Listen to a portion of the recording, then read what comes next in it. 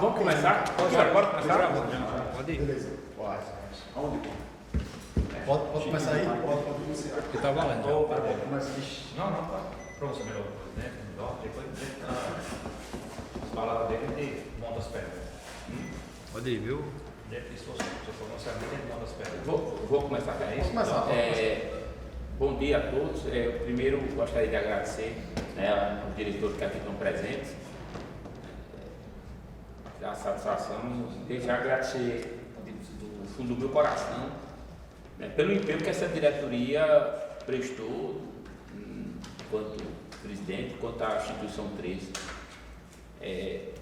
Eu acho, pelo fato do presidente ser a pessoa que é mais vista, terminou muitas vezes o loiro da gestão recaindo sobre a figura do presidente. Mas eu quero dizer a vocês assim, que eu jamais teria conseguido qualquer coisa se não fosse o diretor que aqui estão presentes e outros que não estão presentes, por questões de agenda, mas que também foram determinantes para que a gente conseguisse, né, assumir no texto uma situação de extrema dificuldade, sem perspectiva alguma, né, avançar muito em várias áreas, culminar com o título do Campeonato Paraibano em 2023, de forma muito assim, briosa da maneira como inclusive foi conquistado. Então, eu quero começar essa coletiva desde já agradecendo publicamente a vocês, diretores, meus amigos, confiaram em mim, sem o empenho, o trabalho que vocês fizeram, jamais a gente teria conseguido chegar em lugar algum, como também aos demais funcionários do clube,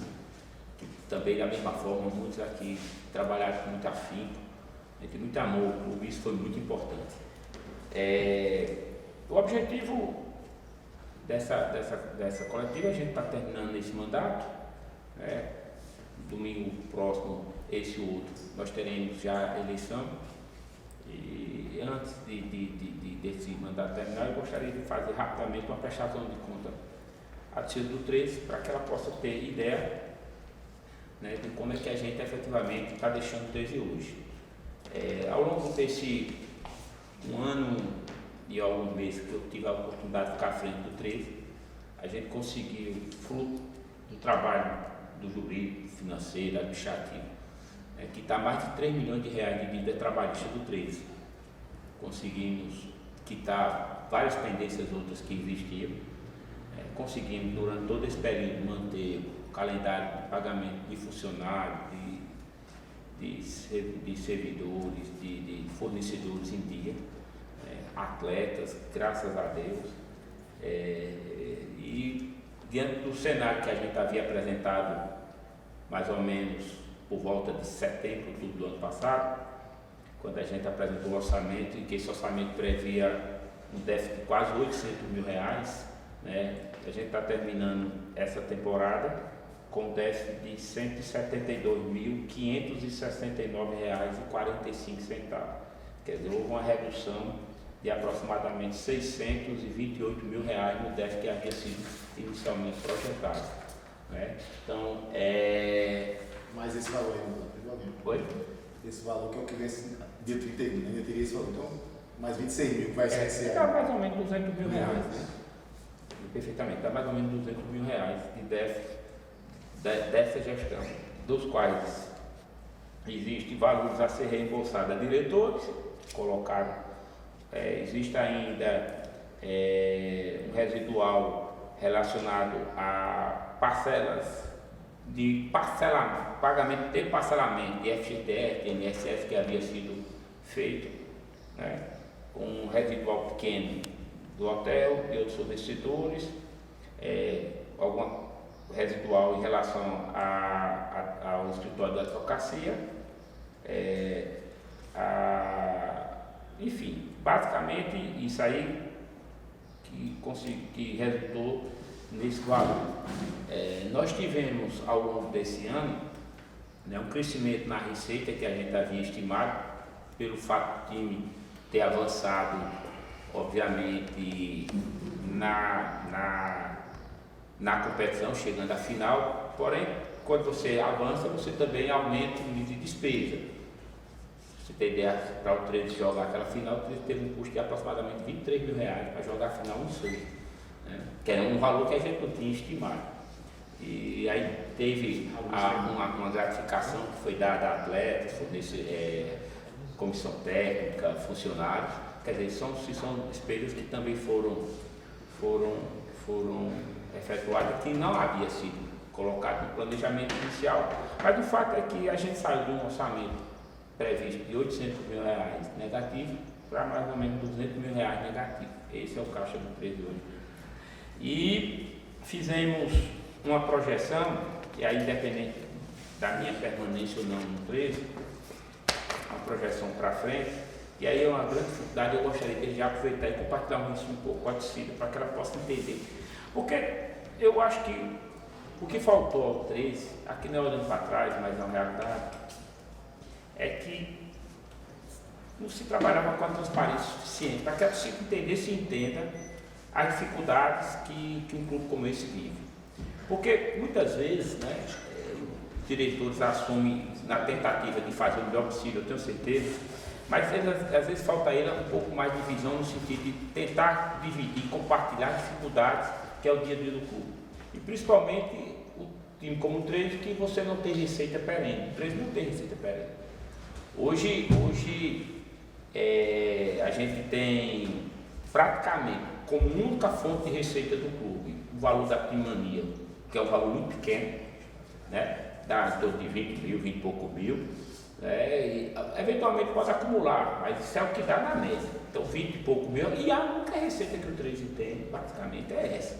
Né? Nós temos uma provisão de receita para o próximo ano, pelo fato de 13 ter garantido o calendário de aproximadamente, eu acho que em torno de R$1.200.000 da Copa do Nordeste, mas aí você coloca menos 25%, que vai ser repassado para a Justiça do Trabalho, menos desconto previdenciário, quer dizer, vai ficar pouco mais de R$900 mil de cota. Você terá a cota da Copa do Brasil em torno de R$500, R$600 mil, por sua vez vai ser descontado mais ou menos mesmo 25%. Então, essa é a receita que o 13 tem. Porém, o 13 hoje tem um passivo de R$200 mil dessa gestão. Nós teremos um passivo que terá aumentado até o início da próxima temporada. Porque, para vocês terem ideia, por exemplo, só o período da pré-temporada do 13, que envolve o mês de dezembro, a gente só vai ter receita de bilheteria a partir de janeiro. Essas cotas começam a ser pagas 1º de janeiro, 2º de fevereiro, 3º de março. A Copa do Nordeste termina a última cota provavelmente em abril. Mas só no mês da pré-temporada nós temos orçado, né, uma estimativa de um déficit de aproximadamente R$460 mil, que aí envolve salário, inscrições, transporte aéreo, hospedagem, alimentação, exames médicos, toda a logística.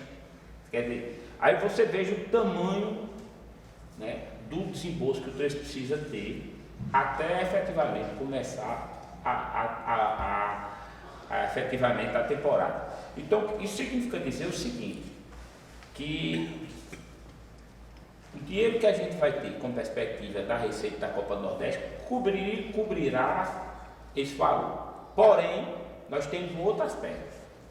Esse desencaixe de caixa, ele precisa ser custeado por alguém. Que o desencaixe de caixa precisa ser custeado por alguém. E eu gostaria de pedir a torcida do 13, que independente da minha permanência ou não, eu não sei se eu continuarei à frente do 13, mas a torcida do 13 é dono do 13. Então ela precisa fazer sua parte, ela precisa tentar construir uma maneira de o 13 ter receita perene. Eu acredito que o 13 precisaria ter de pelo menos 25 a 30 mil reais por mês até dezembro, né? Obviamente, dezembro esse caixa precisaria aumentar para que a diretoria que vem assumir o próximo triênio, essa ou outra, enfim, ela tenha condições efetivamente de dar continuidade a esse trabalho, né? Porque se não for feito isso, é difícil alguém ter dinheiro para estar bancando 800, 1 milhão de reais de forma antecipada para tentar ver se você lá na frente consegue recuperar. E futebol é uma coisa muito incerta. Às vezes você faz tudo certo fora, mas dentro de campo às vezes não corresponde, né? E às vezes você fora nem tanto, não faz nem tanto certo e de repente dá um bando e dentro do campo corresponde. A possibilidade disso acontecer é menor, claro. Quando você faz fora certo, a possibilidade de dar certo dentro do campo é maior. É aquela história que o Deus do futebol, quando você está fazendo a coisa fora certa, a bola pega na trave e entra. Quando você está fazendo a coisa errada fora, pega na trave e sai. Né? Então os deuses, de certa forma, às vezes conspiram um pouco a favor. Eu acredito muito piamente nisso. Porém, esse desencaixe de caixa que o 13 precisa bancar, a torcida do 13, os conselheiros do 13, né, só os proprietários do 13 precisam entender que é necessário fazer esse esforço gigante para que com isso a gente tenha possibilidade real, né, e eu digo a gente, não a minha pessoa, eu digo a gente do 13, a instituição 13, possa de um modo assim, definitivo, né, virar essa chave, porque se o 13 conseguir ter uma próxima temporada exitosa, essa questão do caixa ela se reequilibra, porque você vai ampliando sua perspectiva de receita. A gente precisa consolidar. O 13 deu um primeiro grande passo. A gente agora precisa se consolidar com calendário. E o que é consolidar com calendário? O 13 precisa chegar às finais do Paraibano no próximo ano novamente, de preferência que seja campeão. O 13 precisa fazer uma boa Copa do Nordeste, de preferência que passe pela primeira fase, pelo menos para que você consiga. O 13 precisa fazer e tiver a sorte de ter um adversário de grande apelo popular para na Copa do Nordeste ter uma grande renda e de repente, dependendo das circunstâncias e do time que seja montado, de repente passar de fase, porque aí você chega muito forte na Série D com ampla chance de subir para a Série C. Aí você consolida o 13. Esse caixa ele deixa de ser, né, descasado e você casa esse caixa. Então assim, o que eu peço é que a 13 possa fazer esse último esforço, né, no sentido de garantir a diretoria que vai assumir condições dela manter o time como de certa forma a gente conseguiu até então, adimplente, todos os seus compromissos em dias, porque isso é muito importante. Quando a gente foi fazer esse elenco, que esse ano foi campeão, a gente teve muito menos dificuldade do que, por exemplo, tivemos no ano passado, porque havia tido uma recuperação na credibilidade, né, do time. Então isso é muito importante. Então é isso que eu gostaria de colocar para o 13. Nós temos tem alguns números aqui, eu não sei se Tira gostaria de fazer uma abordagem sobre, para poder, a partir daí, abrir para que vocês possam fazer as perguntas que se fizerem necessário. Quer começar aqui ou não? Pode Acho que isso é para você, né? Só para você. Acho que isso é bom para você. Parte de sócio proprietário. Só fazendo um controle, uma prestação de contas também em relação ao sócio proprietário que fica na nossa diretoria, né? A gente está fazendo, eu e o Paulo, essa arrecadação, um apelo também que a gente faz. Os sócios proprietários, eles hoje têm vamos dizer assim, um papel diferenciado junto ao público, pelo menos na minha visão. Em tese, eles estão mais ligados ao público do que a torcida de modo geral, no dia a dia. Então, em 2022, que foi quando a gente de fato começou a receber essas anuidades, a gente hoje tem uma relação de 277, se não me engano, sócios proprietários. Essa relação ela não está tão atualizada, tem gente que porventura não deseja ser mais sócio, tem gente que quer entrar, tem gente que a gente não dispõe dos dados, mas em termos gerais, em 2022 a gente conseguiu uma adimplência de 38%. É baixa, mas isso aí ainda fez a gente ter conseguir aqui realizar algumas coisas no PV, principalmente o dia a dia. Todo santo dia aparece uma despesa diferente para a gente gastar aqui no PV. O pessoal fala muito reforma estruturante e tudo, mas esse pequeno do dia a dia, esse requer bastante difícil, esse recurso é muito importante para esse dia a dia. Então, queria bastante reforçar isso aí. Já pulando para o ano de 23, a gente hoje, por coincidência, a gente está com 13% de adimplência. Então, se a gente considerar aí que a anuidade é R$400, fazendo uma ideia, se pouco fizesse um grande recadastramento aí, zerasse 200 sócios proprietários, seria um recurso aí por volta de R$80 mil, que garantiria a gente, né, muita coisa que a gente pudesse fazer, lembrando, nesse dia a dia, né, a gente está falando em outros tipos de investimento. Esse dia a dia, que é o que hoje o presidente relatou há pouco, é o que faz a gente ter essa dificuldade financeira. Então, basicamente isso daí. Dá uma reforçada aqui, né?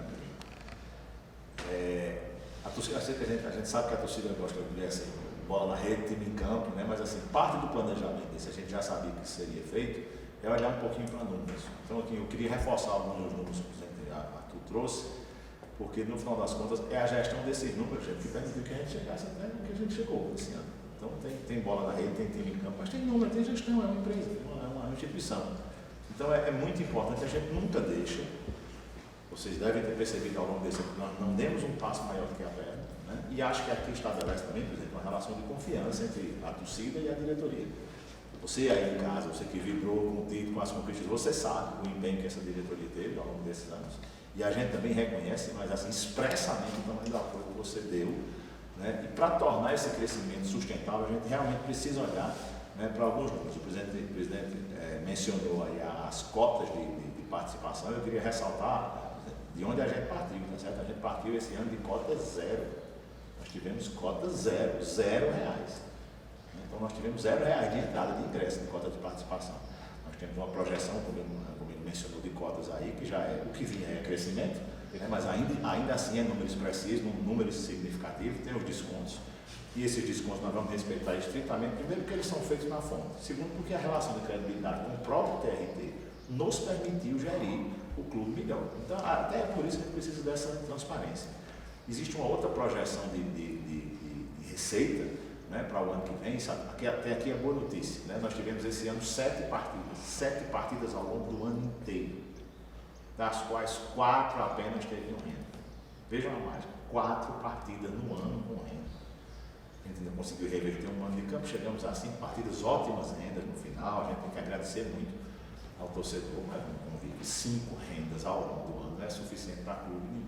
Né?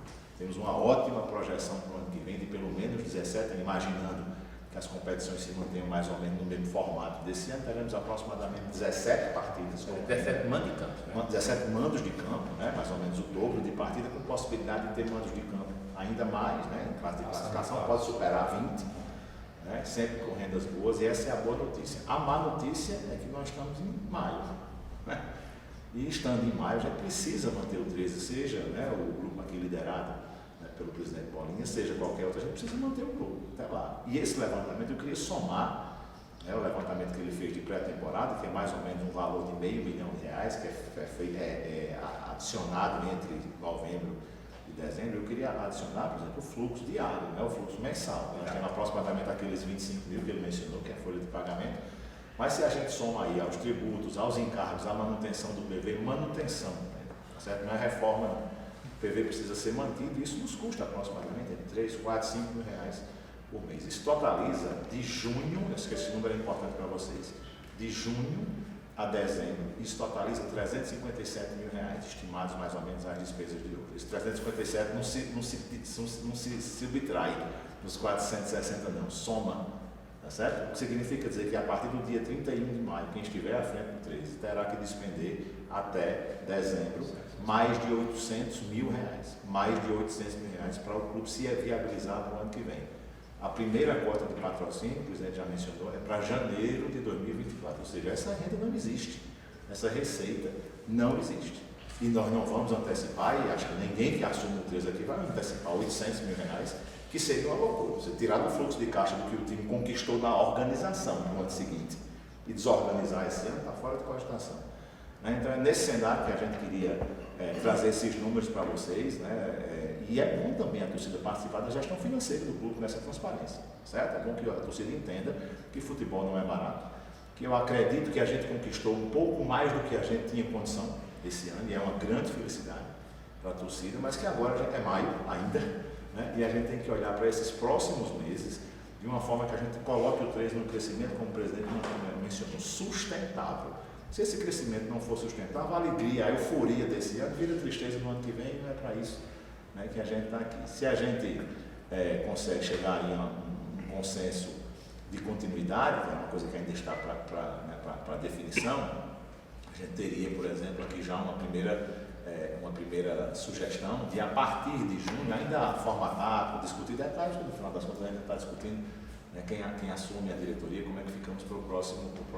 Mas a gente já estava aqui na pauta com a discussão da possibilidade do torcedor do 13, de junho a dezembro, pagar um ingresso de R$20 por mês. Primeira iniciativa, fora sócio torcedor, fora doação, fora sócio proprietário, essas são obrigações, né, que nós temos, né, pelo menos um ingresso por mês, naquele de R$20 que a gente pagou ali na final, na geral, obrigatoriamente, a gente precisa, e aí a gente estruturaria essa campanha com recolhimento monitorado pelo Tribunal Regional do Trabalho, para a gente não fugir a nenhuma obrigação, né, para a gente ver se a gente gera pelo menos essa renda mensal de que o clube e a diretoria precisa para manter o 13 planejado. Porque se a gente conseguisse que a torcida do 13, né, fora os valores mais expressivos ligados a quem é sócio proprietário do clube, mas que o torcedor tivesse esse compromisso de comprar um ingresso virtual, né, do 13 por mês, de junho até dezembro, R$20 por mês, a gente daria um grande passo para a gente poder começar efetivamente a pré-temporada com as contas em dias, o caixa equilibrado, né, com amplas chances de termos uma espetacular temporada no ano de 2024. Porque você, quando começa a trabalhar, se você está com o financeiro organizado, você efetivamente tem capacidade de planejar melhor, você efetivamente constrói um ambiente melhor, né? E, como eu disse, a gente conseguindo consolidar a temporada do 13 em 2024, essa chave vira. Aí o 13 chegar à Série C é uma questão de tempo, chegar à Série B é uma questão de tempo. Digo a vocês, eu não sou uma pessoa de fazer promessa, quem me conhece sabe muito bem, mas eu tenho a mais absoluta certeza que esse caminho termina sendo absolutamente viável, possível, né, e natural. Agora, esse momento de vencer essa dificuldade, que ainda grande parte delas são heranças do passado, porque não é brincadeira você ter, além de ter uma receita menor que nós tivemos, você ainda pegar 20%, 25% dessa receita e está pagando dívida do passado, uma receita menor do que se tinha, por exemplo, se teve os nossos principais adversários, todos os nossos adversários na Paraíba esse ano tiveram uma receita infinitamente superior que a nossa. Então, isso terminou sendo sim, um grande mérito dessa gestão, né? Mas assim, para a gente consolidar isso aí, a gente precisa disso aí. Então, a gente tivemos essa semana reunião com a Justiça do Trabalho nesse sentido.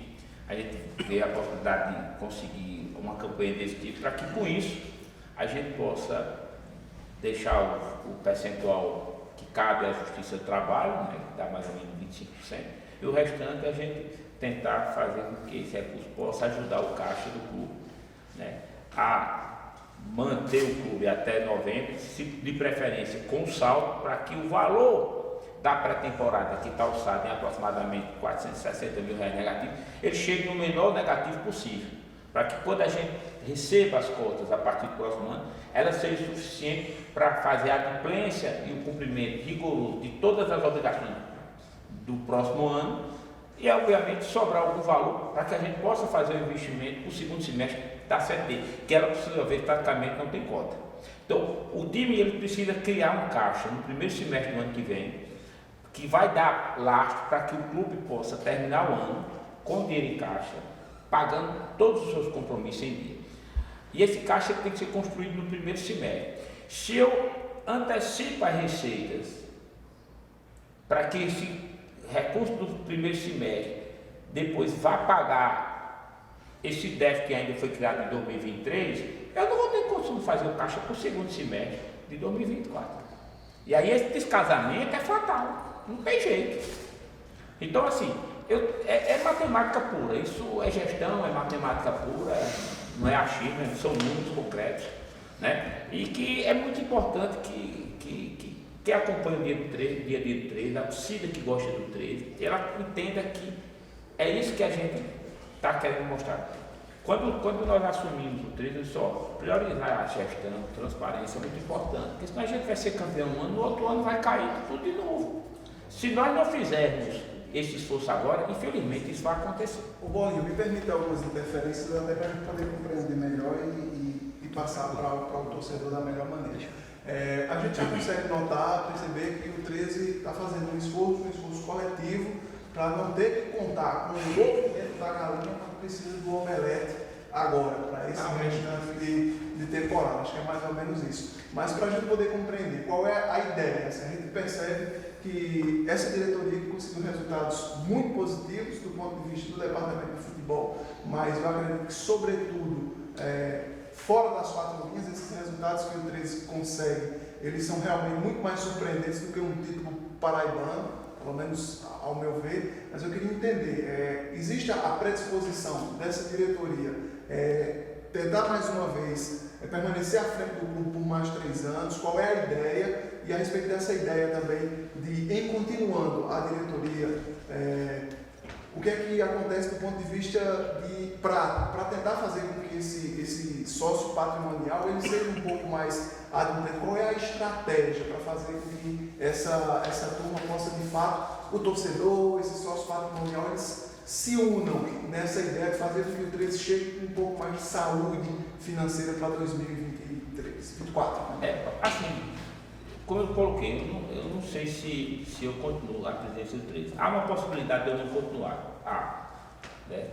Principalmente pelo período do mandato.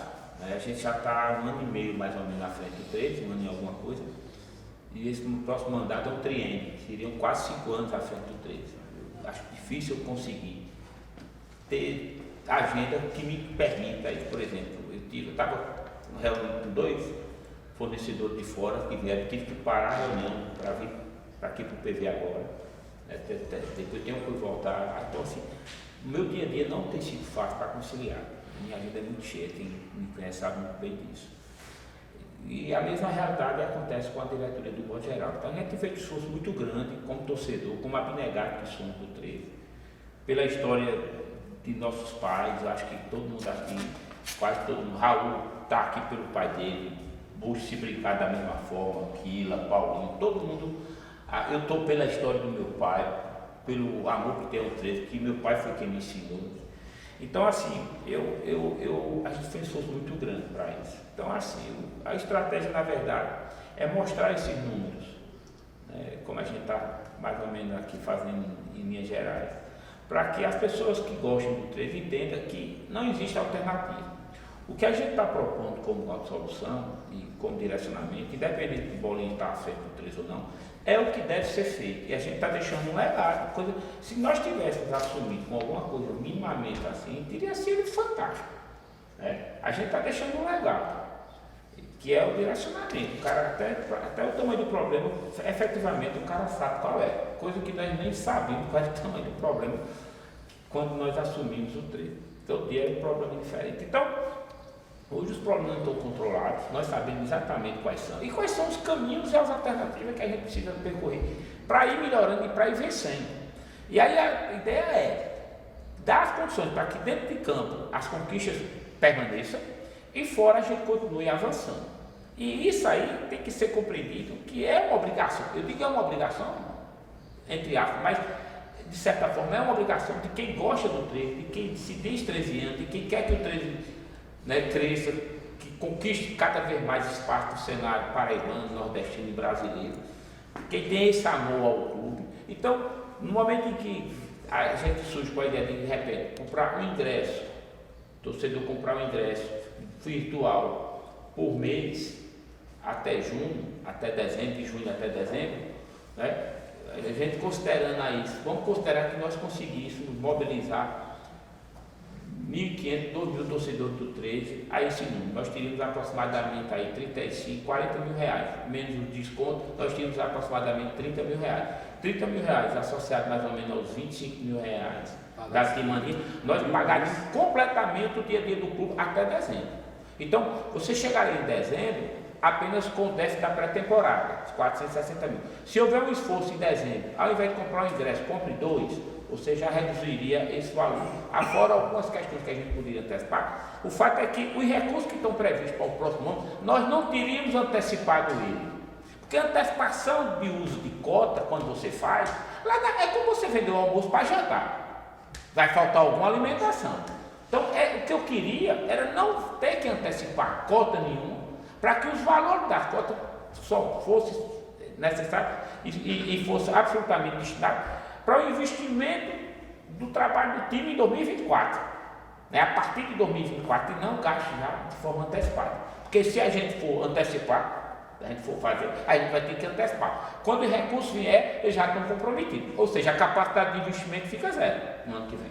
Então, basicamente é isso que eu quero, em Minas Gerais, colocar, que aí Bolinha ficando à frente ou não, o presidente que por acaso, se eu não ficar à frente, vai me ceder, dependendo que seja, eu não sei, eu estaria aqui tentando ajudar, estaria aqui dando a ele todo esse direcionamento, porque é isso que o Trans precisa fazer. E qualquer pessoa que fizer, eu não tenho dúvida, dando transparência, sendo honesto, tendo responsabilidade, né, sendo muito...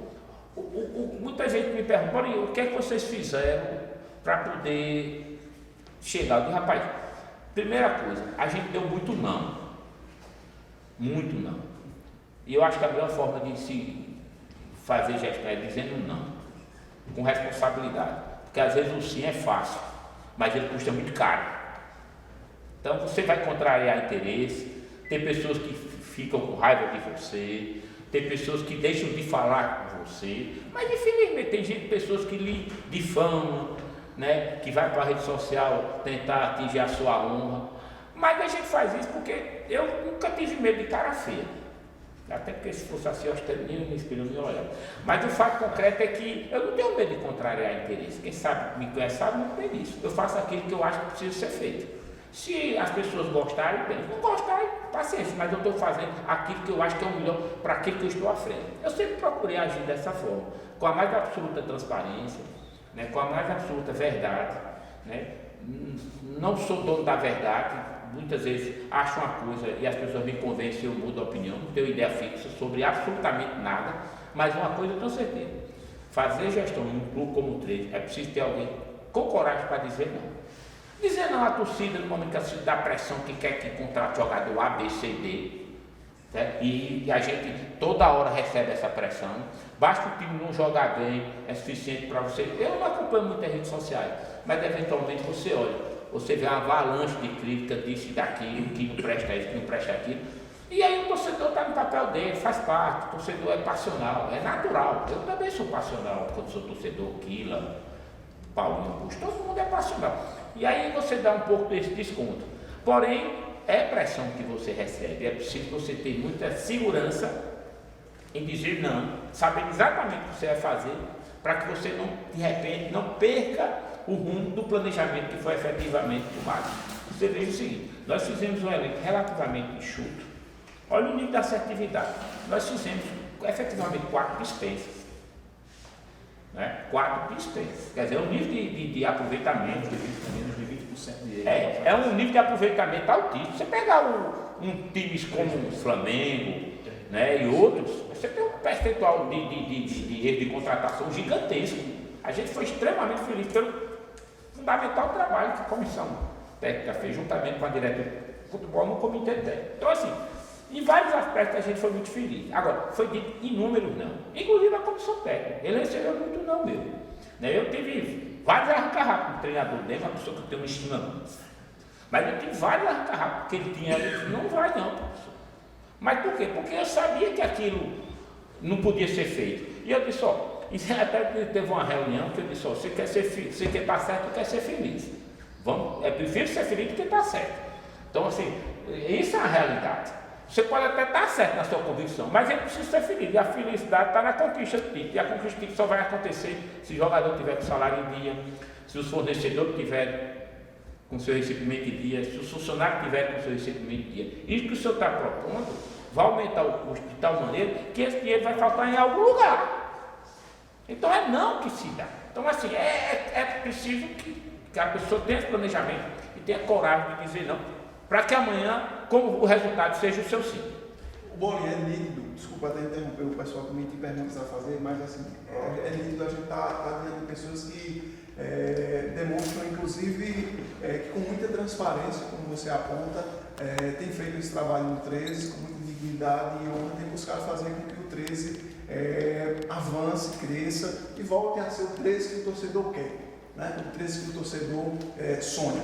Mas até diante desse contexto de tudo isso, do 13 precisar do torcedor, que talvez seja o seu maior patrimônio, nesse momento delicado, nesse momento importante de transição, de virada de chave, a gente, em paralelo a isso, tem vivido no futebol brasileiro algo terrível, que é a história da manipulação de resultados. E aí não é fácil também para vocês chegarem e conversarem, tentarem um diálogo com um torcedor que muitas vezes pode pensar, mas poxa, eu estou aqui, vou estar ajudando o 13 porque eu amo o 13, mas caramba, está acontecendo isso. Será que isso é verdade? Assim, até para o 13 poder se posicionar frente a isso. Qual é a sua posição? Como é que o senhor está vendo toda essa situação que envolve essas investigações que apuram manipulação de resultados no futebol brasileiro? O que é que o senhor, na condição de presidente, diz também ao torcedor do 13 a respeito disso? Eu vejo isso com muita preocupação, né? Eu acho que é muito perigoso o que está acontecendo aí, que está sendo revelado através das investigações, porque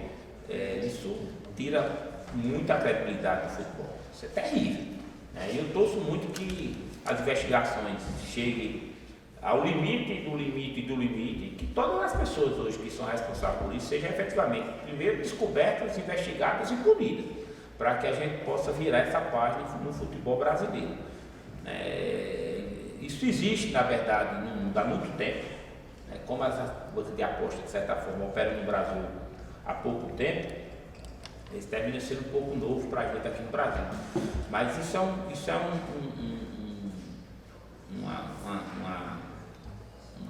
processo que o futebol mundial, a FIFA, enfim, há muito tempo vem acompanhando com muita preocupação.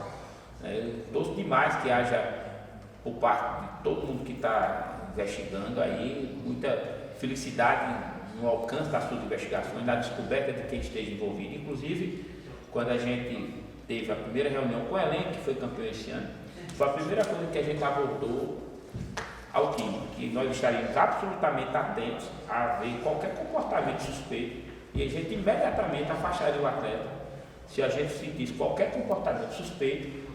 Haja vista, né, sempre existem rumores e que isso realmente nos deixa muito preocupados. Mas assim, eu estou com muita esperança que, uma vez descobertos aí, os responsáveis sejam punidos para que a gente possa virar essa página no futebol brasileiro. O presidente me permita só assim, adicionar, Paulo, uma preocupação nossa, desde que o escândalo, como o presidente disse, a gente convive com isso. As casas de apostas são centenárias no Reino Unido e elas dominam completamente o patrocínio dos clubes da Premier League, que é hoje a liga mais importante, mais lucrativa do mundo. Então nós não estamos assim em terreno novo, a não ser aqui no Brasil, né? Esse movimento é mais novo no Brasil. A nossa preocupação nesse momento, na hora que o escândalo eclodiu, a nossa preocupação inclusive é com relação à formação dos atletas de base. Vocês devem ter acompanhado aí que nós ativamos todas as categorias de base, né? Para esse ano estamos participando de um campeonato classificados para as fases seguintes e para os outros.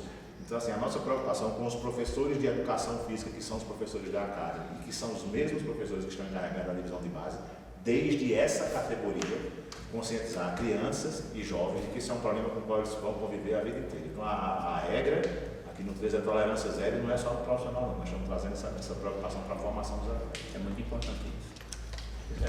Partindo para o processo seletivo ao treino 2023-2026, finalizará no dia 28.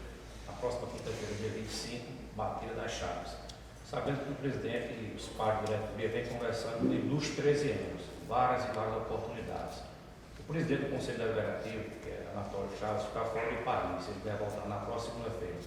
Quando você e seus pais de diretoria vai se reunir com o mesmo para ter uma situação mais definida, que é o ponto X, a cereja do bolo que a torcida do 13 tanto espera. Eu falei com o Anatólio ontem, eu mandei mensagem para ele perguntando se ele já havia chegado, e ele me disse que chegava segunda-feira. E na terça-feira nós nos reuniríamos, e muito provavelmente na terça-feira a gente tem uma definição em relação às chapas que vão concorrer à presidência do 13 para o próximo triênio. Se fosse apenas por vontade, bom, eu digo a você, se é um PDA, eu aceitaria esse desafio, apenas por vontade, como torcedor, apenas aceitaria. Mas a gente precisa ser responsável, ser prudente nas nossas tomadas de decisões, até porque não adianta você assumir a responsabilidade e depois largar, né? Não sou de fazer isso.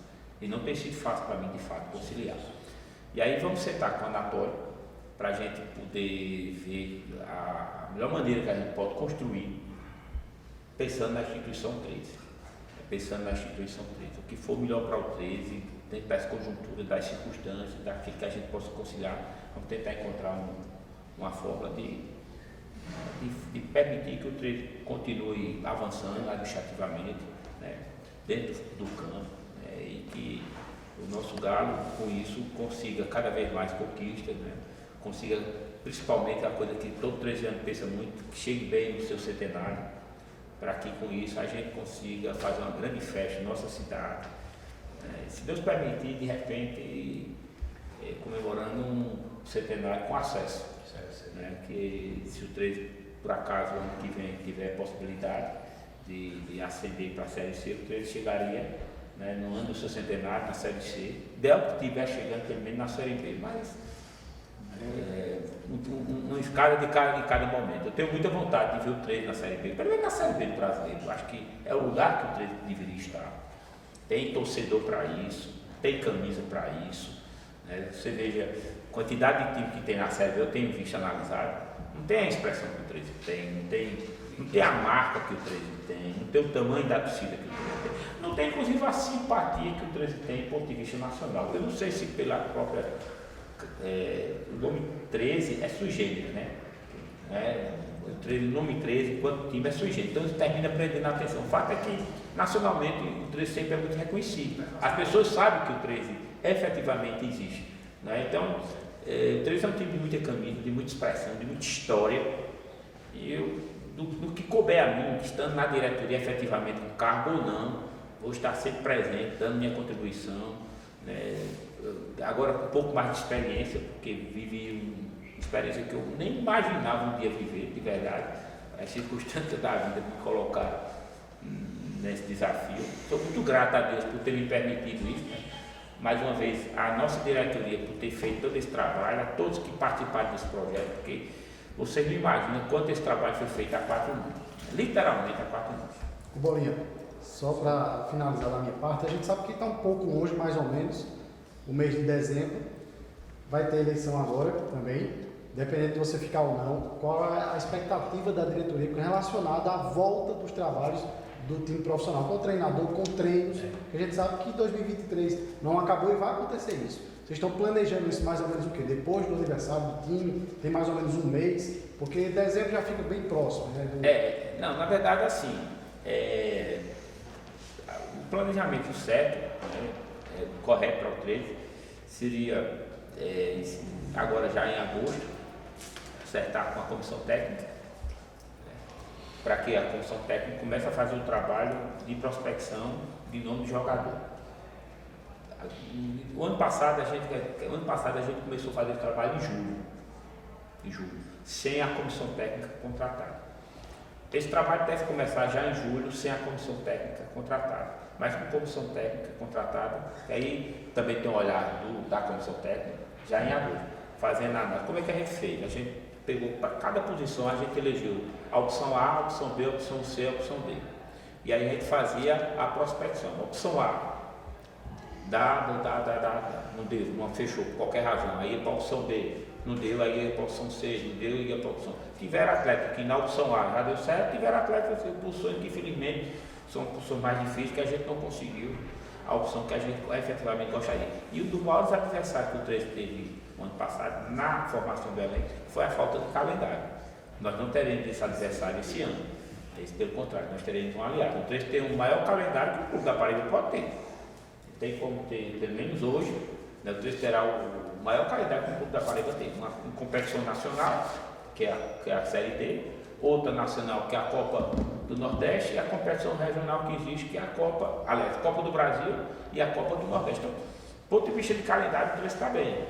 Então, eu acho que a gente não terá dificuldade, né, nas abordagens. Então, nessa análise que a gente fez do perfil dos atletas, buscou qualidade técnica e individual pessoal, o extracampo do atleta a gente estudou muito os extracampos. Nós quase não tivemos problema esse ano, exatamente porque isso foi muito bem estudado, foi muito bem pensado, a gente procurou ter o máximo de informações sobre a pessoa do atleta, né? Tinham jogadores assim, que dentro de campo os caras jogavam muita bola, mas quando a gente foi procurar ter as informações do extracampo, infelizmente o extracampo do atleta não sinalizava, né, algo positivo. Então a gente preferiu comprometer até tecnicamente em algum momento, mas para não prejudicar o ambiente, porque o ambiente do Clube do 13 estava muito bom esse ano, né?